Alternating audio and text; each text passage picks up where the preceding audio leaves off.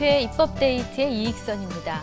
최근 들어서 우리 사회에 여러 가지 문제들이 있는데요. 그중에서도 이 고령화, 또 양극화, 일자리 문제 등등이 이 사회적 화두로 떠오르고 있습니다. 국회에서도 입법을 통해서 이런 문제를 해결하기 위한 노력을 하고 있는데요.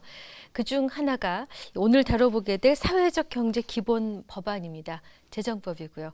오늘은 이 대표 발의를 하신 정의당 박원석 의원 모시고 자세한 말씀 들어보겠습니다.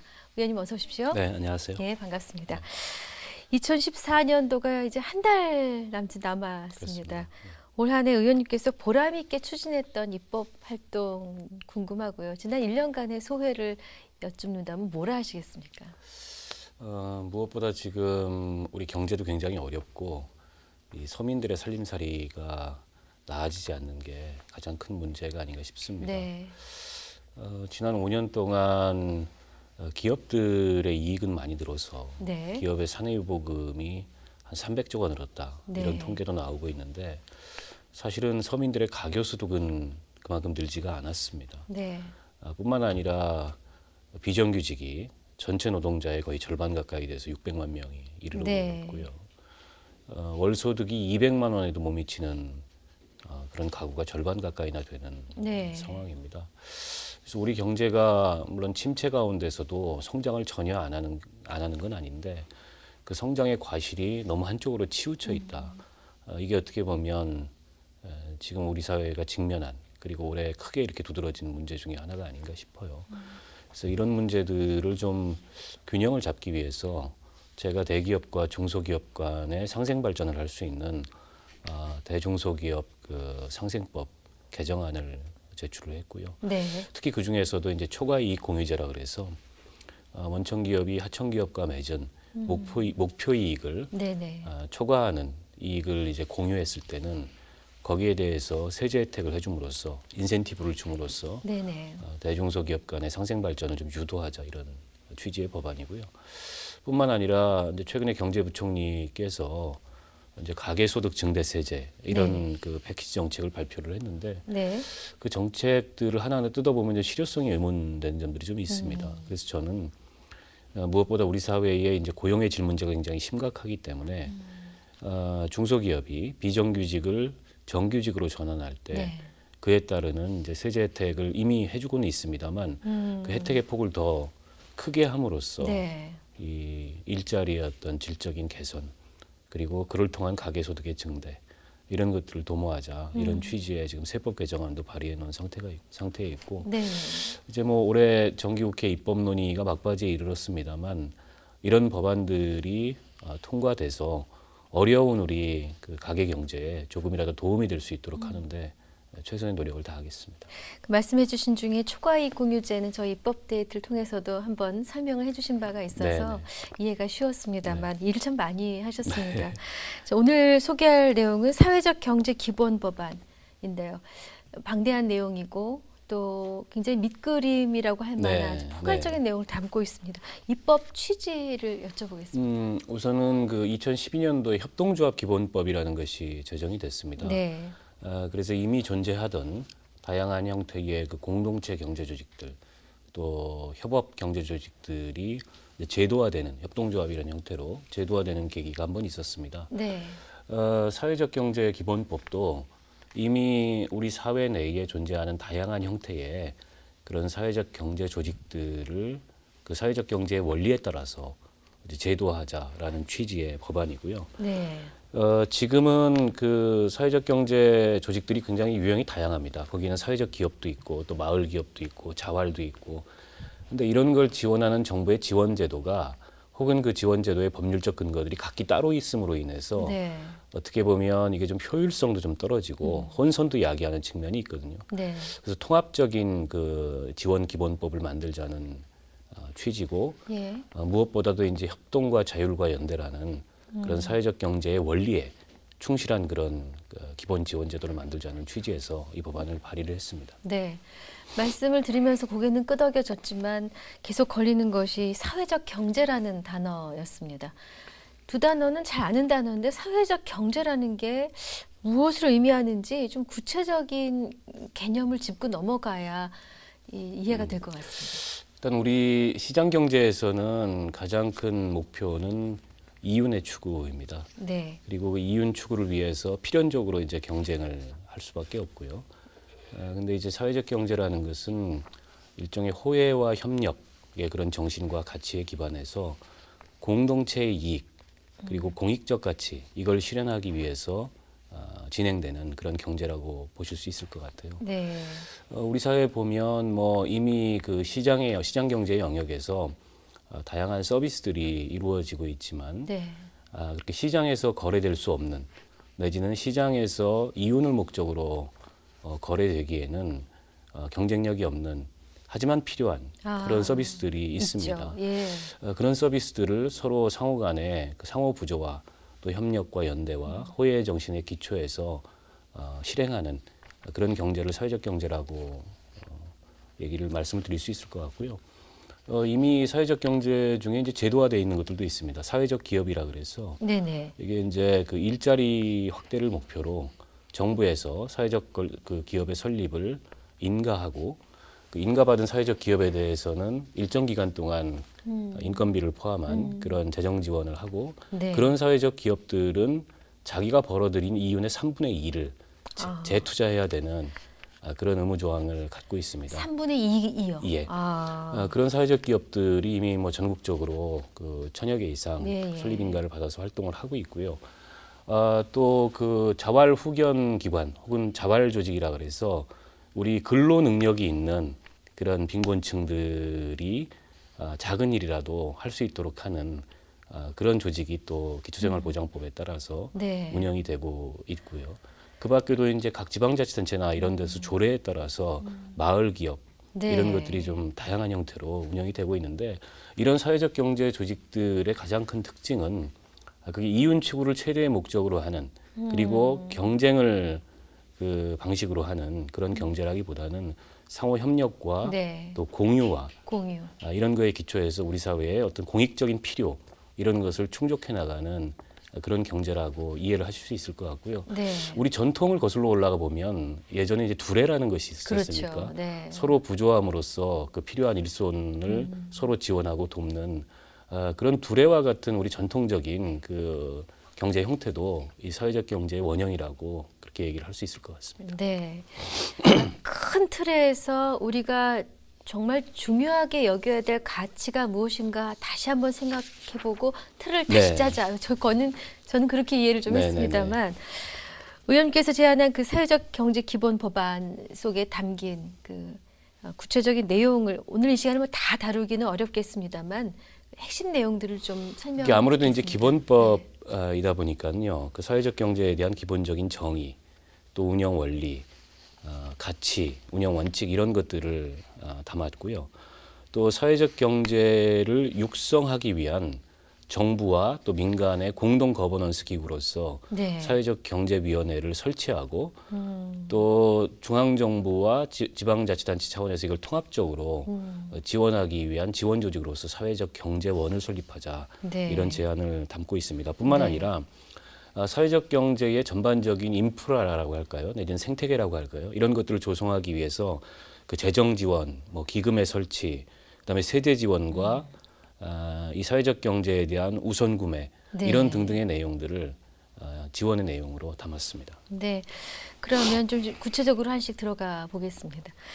이 사회적 경제를 거론할 때 자주 나오는 것이 앞서 말씀 중에도 나왔습니다만 사회적 경제 생태계라는 말이 있던데요. 이 사회적 생태계가 바람직하게 구축되기 위해서 어떤 선결 조건이 필요한지, 어떻게 갖추어져야 이 생태계가 건강하게 돌아갈 수 있는 것인지에 대해서 여쭙습니다. 우선 가장 중요한 것은 이제 사회적 경제는 아까도 말씀드렸듯이 시장 경제와는 다르게 이게 이윤을 목적으로 경쟁하는 그런 경제가 아니다 보니까 사회적 경제의 운영 원리에 맞게 그 상품과 서비스, 자금의 거래망을 잘 만드는 것이 중요하다고 생각합니다. 네. 그런데 이제 사회적 경제 영역에서 기존의 시장 경제 영역과 직접적인 경쟁을 하기가 굉장히 어렵습니다. 어렵죠. 규모도 영세하고 예.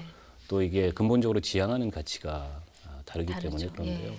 근데 이거를 시장에서 똑같이 기존의 회사들하고 경쟁해라. 이렇게 하면은 사실은 사회적 경제 생태계라는 건 만들어지지 않습니다. 그렇겠죠. 그렇기 때문에 무엇보다 중요한 것은 사회적 경제가 돌아갈 수 있는 그런 어떤 그 자금, 그런 자금의 원천 이런 것들을 만들어주는 것이 사회적 금융이라고 부르는데요. 네. 예를 들자면 이런 것이 굉장히 중요하고요. 또 한 가지는 사회적 경제 조직들이 가장 곤란을 겪는 게 이제 판로입니다.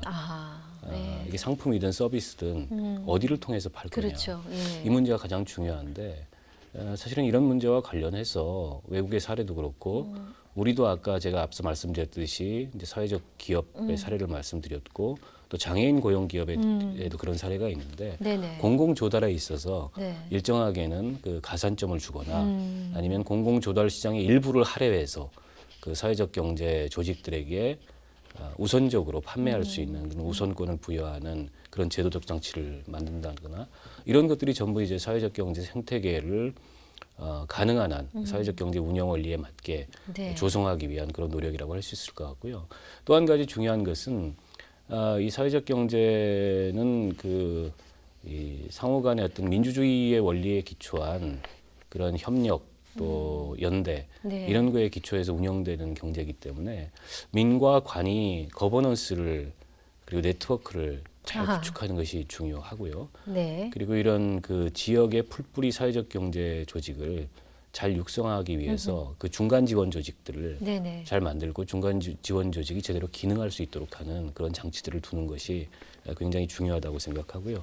아무래도 이게 이제 사회적 경제라는 영역이 아직은 그 막 시작되는 그런 맹아 단계에 있고 또 지금 이제 뭐 우리 GDP에서 차지하는 비중이라는 게 거의 계산하는 게 무의미할 정도로 미미하기 때문에 네네. 이걸 이제 어떻게 인큐베이팅해서 그 영역을 잘 키우고 더 나아가서 국민 경제에서 기존의 시장 경제나 혹은 공공 경제와는 다른 어떤 사회적 경제의 영역을 이 구축하고 그걸 발전시킬까 이런 측면에서 보면 인큐베이팅 같은 게 굉장히 중요하고요. 그런 네, 사실 인큐베이팅- 말씀 중에 그 생각을 했거든요. 네. 그 인큐베이팅의 측면에서도 이런 어떤 그 민관 거버넌스와 또 이 중간 지원 조직의 역할이 굉장히 중요하다고 생각합니다.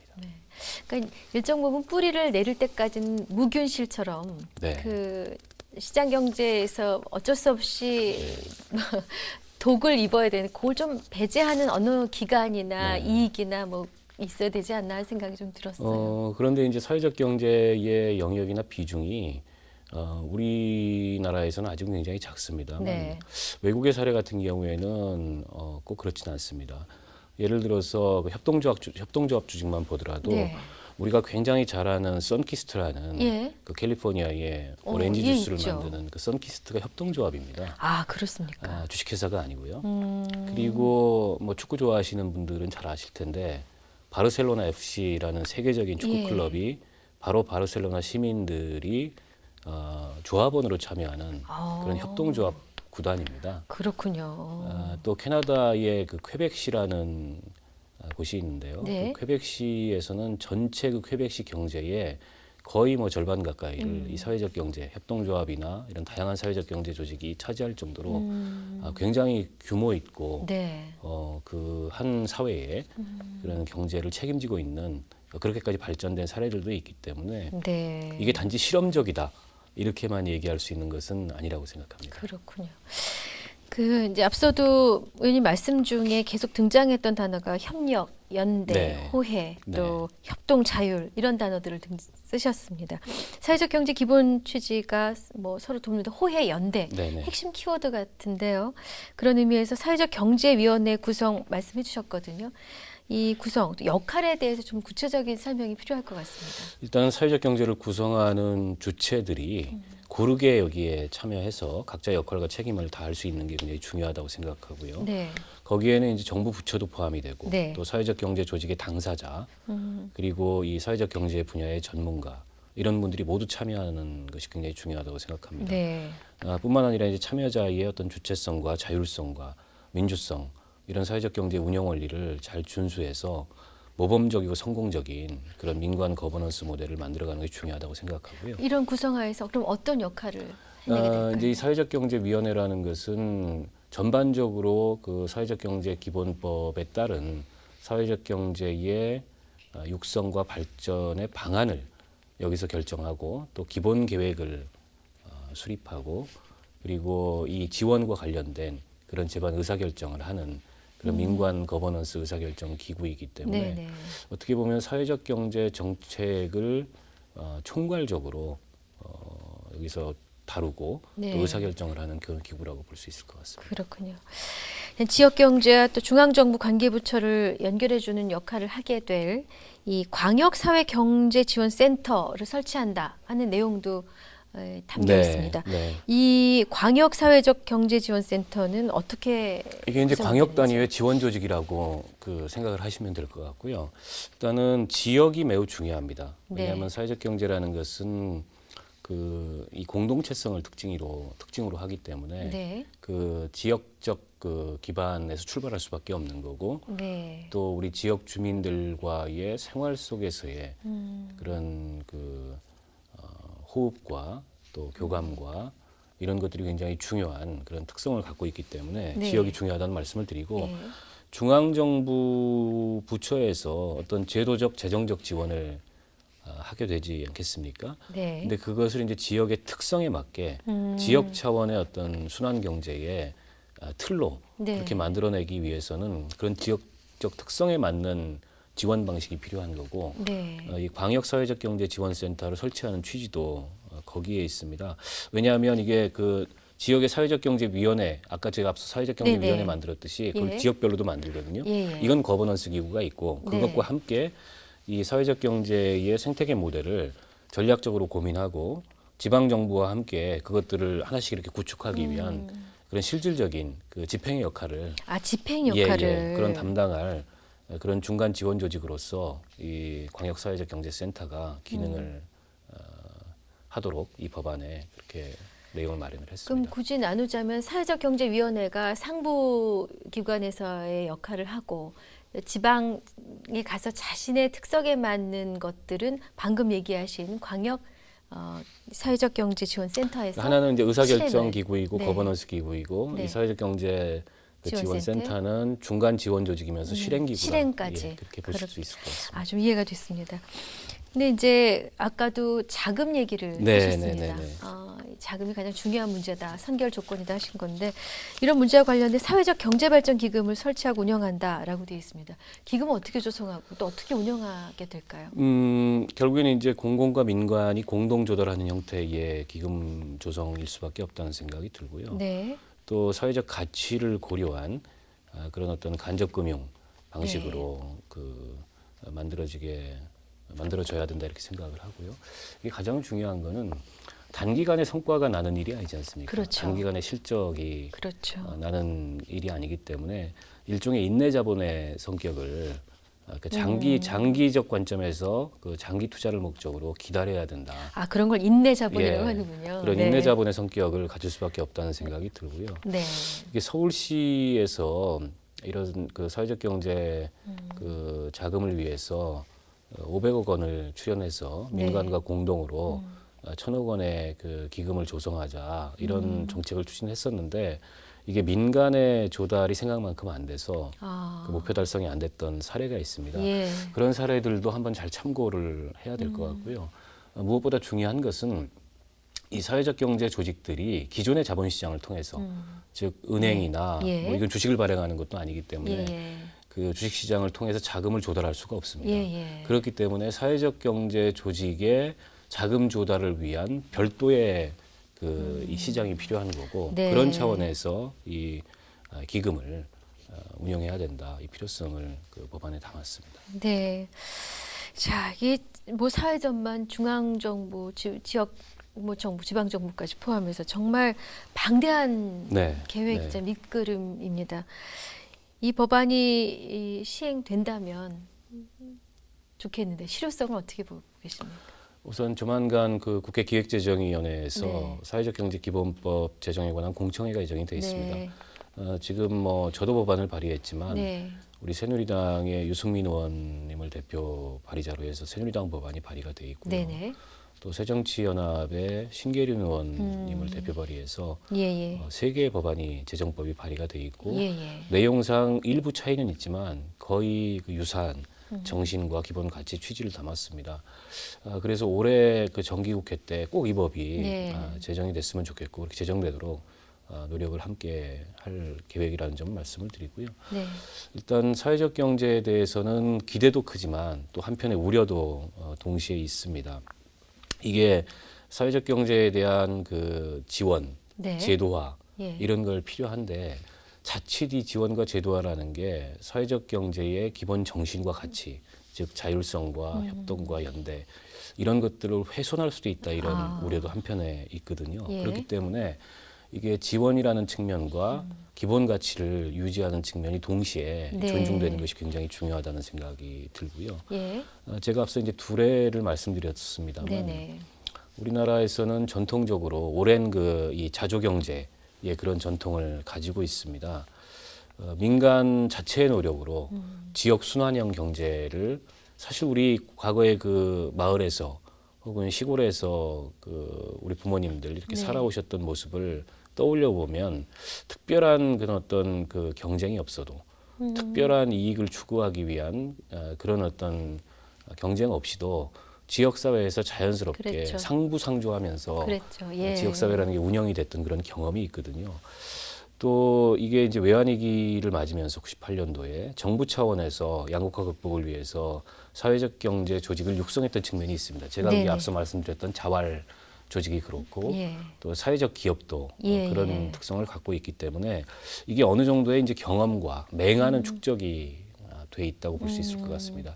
다만 이걸 이제 한 단계 더 발전시키고 한 단계 더 그 확장하기 위해서 조금 더 체계화된 그런 어떤 이 지원과 또 제도적인 준비가 네. 필요하다는 생각이 들고 그게 이제 사회적 경제 기본법을 추진하는 취지이고요. 네. 저는 사회적 경제가 대한민국 GDP의 5%만 만약 점하게 된다면 네. 정말로 다른 사회를 우리는 경험하게 될 거다. 그렇게 네. 자신 있게 말씀을 드리고요.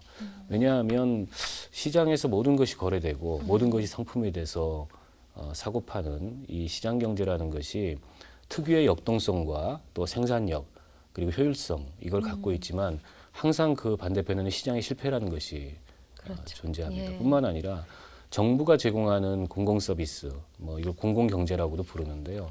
마찬가지로 정부의 실패라는 것도 존재하거든요.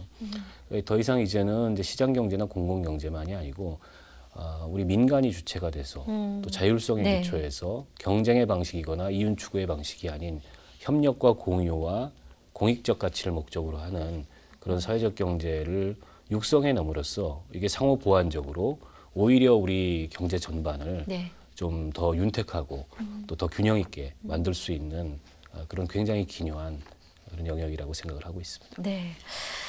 그 의원님께서는 지난해 국회의원 가운데 가장 많은 후원금을 모금한 것으로 알려져 있습니다. 뭐 이른바 개미 후원자들의 힘이라고 전해 들었는데 그만큼 하실 일도 많고 네.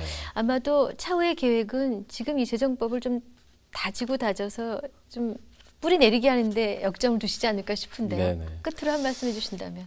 그 이제 우리 사회의 여러 가지 문제 또 위기들이 있지만 저는 크게 두 가지가 굉장히 아주 구조적인 위기이고 문제라고 생각합니다. 하나가 이제 저출산 고령화의 문제고 네. 하나가 이제 양극화 예. 문제입니다. 이 둘 다가 사실은 우리 경제의 역동성을 떨어뜨리고 지속 가능성을 의심케 하는 그렇죠. 그런 구조적인 위험이라고 생각하고요. 네. 이 저출산 고령화 양극화를 극복하기 위한 노력에는 저는 뭐 여야 진보 보수 이걸 떠나서 함께 노력을 해야 된다는 생각이 들고 무엇보다 성장의 과실이 지나치게 한쪽으로 치우치지 않도록 하는 그런 노력이 굉장히 중요하고요. 동시에 우리 경제와 사회 전반의 어떤 지속 가능성에 대해서 이제는 정말 심각하게 고민을 해야 됩니다. 지금 우리 합계 출산율이 1.2 정도밖에 안 됩니다. 네. 세계적으로 고령화 국가라고 하는 일본이 1.4인데 일본보다 낮은 수준이거든요. 이대로는 우리 경제의 지속 가능성, 사회의 지속 가능성이 없기 때문에 네. 우리 제도 전반에 대해서 정책 전반에 대해서 이런 구조적 어려움을 극복할 수 있는 그런 방향으로 어떤 노력, 정비 이런 것들이 필요하다는 생각이 들고요. 네. 저도 그런 점에서 뭐 국회의원의 한 사람으로서 함께 노력을 하겠다 이런 말씀을 드리겠습니다. 네. 자, 뭐 당면한 과제이기도 하고 멀리 내다보고 우리가 가야 될 방향을 좀 잡아주시는 느낌을 받았습니다. 앞으로도 활발한 의정 활동 기대하겠습니다. 네, 감사합니다. 고맙습니다.